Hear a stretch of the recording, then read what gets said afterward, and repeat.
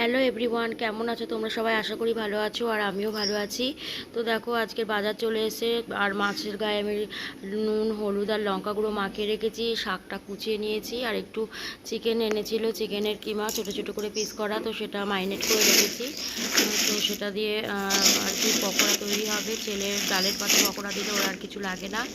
আর এদিকে দেখো শাক এনেছে বাজার থেকে তোমাদের দাদা।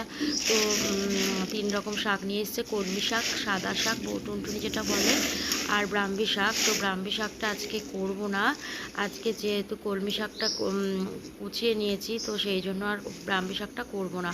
কারণ একদিনে 2 রকম শাক খাওয়াটা ঠিক না, তো একদিনে 1 রকম শাকই করব। আর কাল আমি ব্রাহ্মী শাকটা করব। আর ব্রাহ্মী শাকটা খাওয়ার আগে আগে আমার ছেলেকে গরম গরম ভেজে দিলে খেয়ে নেয়।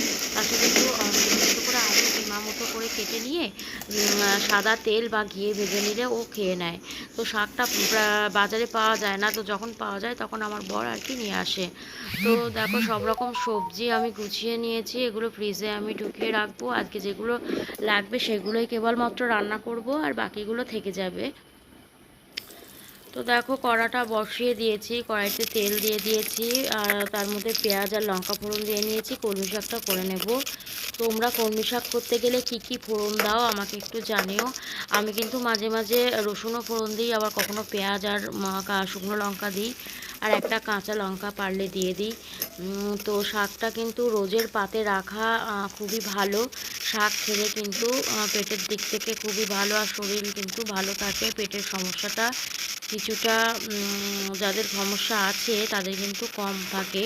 তো শাক খেলে কোনো অপকার নেই, এটুকুই বলতে পারি। তো শাকটা রোজ পাতে রাখার চেষ্টা করি, একটা করে হলেও। আর যেদিনকে সম্ভব হয় না তো সেদিনকে কথা বাদ দাও, সেদিনকে হয়তো উচ্ছেটা ভেজে নিই, না হলে নিম বেগুন।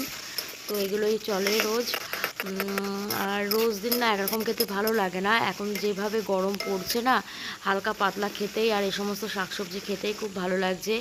আর এই দেখো আগে থেকে নুন হলুদ আর লঙ্কা গুঁড়ো মাখিয়ে রাখা মাছটা তেলে ভেজে নিচ্ছি। এটা কাতলা মাছ, তো বাজার থেকে নিয়ে এসছে, তো আজকেই রান্না হচ্ছে। আর এনেছে তেলাপিয়া মাছ, সেটা ফ্রিজে রেখে দিয়েছি। আর এনেছে মাছের ডিম, সেটা কাল রান্না করব।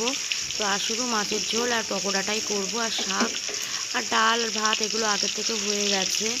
তো দেখো সর্ষের তেলে মাছটা আমি ভেজে নিচ্ছি, আর একটু পেঁয়াজ আর টমেটো কেটে রেখে দিয়েছি, গুঁড়ি কচু আলু আর কাঁঠালের আঁটি দিয়ে।